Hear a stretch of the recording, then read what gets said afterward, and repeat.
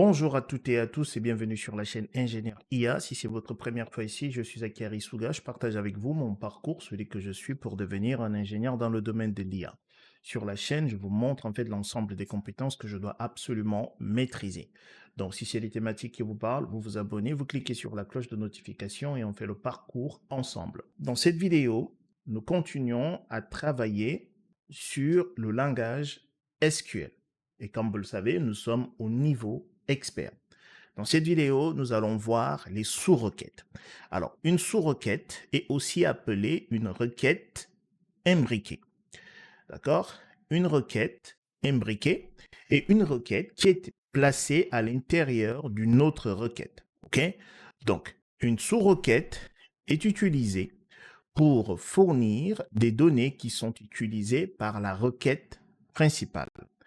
Donc, voici donc les principaux points à savoir sur les sous-requêtes. Donc, la localisation, en termes de localisation, une sous-requête peut être utilisée dans diverses parties d'une requête principale. Donc, on peut l'utiliser au niveau du select, du from, du where ou du having. Donc, en termes d'exécution, une sous-requête est exécutée en premier et son résultat est passé à la requête principale pour être utilisé dans son évaluation.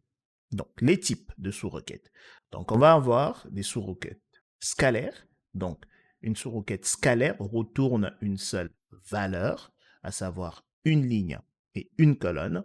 D'accord? Et peut être utilisée partout où une expression unique est valide.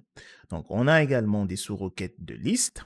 Donc, elle va retourner une liste de valeurs, donc une colonne et plusieurs lignes, et généralement utilisée avec des opérateurs comme in, any ou all. Par ailleurs, nous avons des sous-requêtes corrélées. Donc, une sous-requête corrélée fait référence à un élément de la requête principale pour chaque ligne traitée par la requête principale. OK? Très bien. Donc, comme je vous l'ai dit, on peut utiliser des sous-requêtes au niveau du where. Donc, dans le where, pour spécifier les conditions qui doivent être remplies par les lignes à sélectionner. Dans le select, pour retourner une colonne calculée. Dans le from, une sous-requête de la clause from doit retourner une table qui peut être utilisée comme n'importe quelle autre table dans une requête. Alors, pour pratiquer ceci, vous avez reçu 2 emails. Donc, nous allons commencer par le premier email. Donc, on va descendre ici. Ça, c'est le premier email et voici le deuxième. On commence par le premier. Le premier, on vous a envoyé un email et donc c'est vous qui avez écrit ceci. Donc, initialement, on vous a demandé d'envoyer la liste des prix supérieurs au prix moyen. D'accord? C'est ce qu'on vous demande ici. Et ça, c'est votre réponse ici. Donc, vous, on veut que vous fournissiez une liste des prix supérieurs au prix moyen. OK? Donc, vous avez écrit. J'espère que vous allez bien. Bon, bonjour, j'espère que vous allez bien. Conformément à votre demande, j'ai procédé à l'analyse des prix et j'ai compilé une liste de ce dont le prix est supérieur à la moyenne. OK? Très bien. Ici, dans PGAdmin, nous savons que les sommes réglées par les clients se trouvent dans la table Payment, qu'on va inspecter rapidement. Select étoile from Payment. F5. Voilà. Et c'est ici. D'accord? Donc, on voit que Customer ID fait référence en fait à l'identifiant des clients. Donc, ça, ce sont des prix que nos clients ont réglés. OK? Très bien. Donc, nous, on veut une liste des prix supérieurs au prix moyen. Très bien. Donc, ici, on va répondre à cette question. Pour cela, on a besoin d'une sous-requête. Alors, on a besoin d'une sous-requête qui va nous retourner la moyenne. D'accord? Et on a vu que les sous-requêtes sont exécutées en premier avant la requête principale. Très bien. Donc, ici, je vais récupérer amount parce qu'on veut. Alors, ce qu'on va faire, toujours pour avoir la question devant les yeux, on va copier ceci. Voilà. On revient dans pgadmin. Et on va mettre ça en commentaire. Voilà. Donc, on veut les prix supérieurs au prix moyen. Très bien. Donc, amount va nous récupérer les prix. OK? Maintenant, il faut que ça soit supérieur à la moyenne. D'accord? Très bien. Donc, comment est-ce qu'on va faire? Donc, on va dire select amount from payments where, OK, amount doit être supérieur à la moyenne. Donc, ici, on va faire une sous-requête. Alors, ce que je vais faire là va produire une erreur. Je vais vous dire pourquoi. Je vais faire select, d'accord, AVG, ça on l'a vu. Ça, c'est une fonction scalaire. Amount, d'accord, from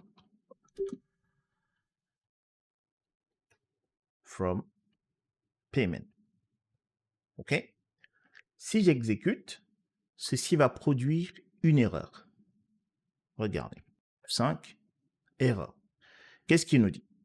Erreur de syntaxe sur ou après select. D'accord? Ligne 5, c'est ici. D'accord? Where, count supérieur, select AVG, etc. D'accord? Alors, c'est quoi le problème? On a vu que les sous-requêtes sont exécutées en premier. Donc, ici, on est contraint de mettre notre sous-requête entre parenthèses. D'accord? Donc, du coup, si je fais ça et que j'exécute, voilà la moyenne ici. Donc, c'est d'abord cette sous-requête qui sera exécutée. C'est comme si en fait, on avait 4,20, etc., cette valeur-là, en lieu et place de ceci. D'accord? Donc, à la place, on a notre sous-requête qui va nous retourner cette valeur-là. Et par la suite, on va exécuter la requête principale. OK? Donc, ceci en 1 nous retourne ça. Et après, ceci en 2. D'accord? Donc, va filtrer les prix par la moyenne. OK? Du coup, si j'exécute F5, voilà. Ça a bel et bien fonctionné. D'accord? On sait qu'on a vu que la moyenne, c'est 4,2. Si je fais F5, c'est 4,2. Et du coup, lorsqu'on exécute tout, vous voyez, ici, on a une liste. Donc, les prix sont supérieurs à la moyenne, à savoir 4,2. Donc, voici la requête pour répondre à cette question-là. Très bien. Maintenant, nous allons voir la deuxième question. Donc ici, on vous demande de rapport sur les paiements effectués par Mary Smith. OK? Très bien. Donc, on veut les paiements que Mary Smith a effectués. Alors, nous revenons ici. Donc, on va copier ça. Et on retourne à pgadmin. OK, question 2. Donc, Mary Smith, c'est une cliente. Donc, je vais inspecter du coup la table des clients. Select étoile from customer. Customer, c'est client en français. J'exécute. OK. Mary Smith est là. OK. Du coup, on me demande les paiements. Donc, les paiements, on sait que c'est dans la table Payments. OK. Donc, on va inspecter la table Payments. OK. Et donc, ici, dans la table Customer, ici, on a Customer ID. D'accord? Et c'est cette colonne-là qui va nous permettre de faire la jointure avec la table Payment. Donc, si j'exécute, j'ai Customer ID ici dans la table Payment. OK? Très bien. Et moi, je veux donc les paiements effectués par Marie Smith. Alors, comment est-ce que je fais ça?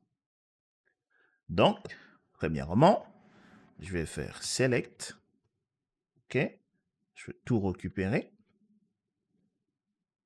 From. On va faire From Customer. OK? Très bien. Donc, ici, je vais faire Where Customer ID. Ça, c'est la colonne qui se trouve dans la table Payment, qui se trouve également dans la table Customer. D'accord? Donc, égal à. Alors, ici, c'est Payments. OK? Parce qu'on veut le rapport des paiements. D'accord? Donc, c'est Payments ici. Donc, Customer ID, c'est cette colonne-là, égale à ma sous-requête Select. Ici, je vais récupérer Customer ID qui se trouve dans la table Customer. D'accord? OK. Et je vais dire Where. OK. On va récupérer du coup first name égale à Marie. OK. And last name égale à Smith. D'accord? Donc, je répète. Là, on veut un rapport des paiements effectués par Marie Smith.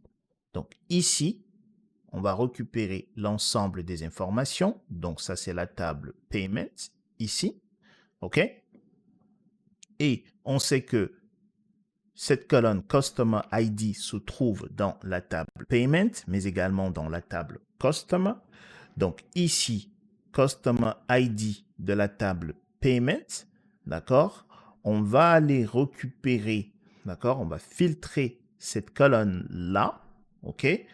Avec l'ID ici, avec where ID égale à cet ID-là quand le prénom, c'est Marie et le nom de famille, c'est Smith. D'accord? Faut pas oublier, on doit mettre ça entre parenthèses. Et comme on a vu, c'est d'abord cette requête qui sera exécutée. D'accord? Le Customer ID de Marie, c'est 1. D'accord? Donc ici, cette requête-là va nous retourner 1. Donc c'est comme si en fait on faisait ceci. D'accord? Where Customer ID égale à 1. D'accord? Donc si on exécute ceci, on aura ça. OK? Très bien. Donc, ça, ce sont en fait, si on veut le rapport des paiements, on peut retourner simplement dans ce cadre-là amount. D'accord? Et du coup, si j'exécute, voici l'ensemble des paiements effectués par Marie. Donc ici, donc, je peux mettre ceci. OK? Alors, juste pour vous montrer hein, que c'est bel et bien ça. Si je fais ça et que du coup, ici, je fais count, on va juste compter le nombre de paiements que Marie a effectué. D'accord? Donc, je copie. 32 paiements. D'accord? Si je mets maintenant la sous-requête, normalement, on doit toujours avoir 32. D'accord? Donc, je copie. J'exécute, toujours 32. D'accord? Voilà. Voici comment est-ce qu'on fait pour répondre à cette question-là. OK? Très bien.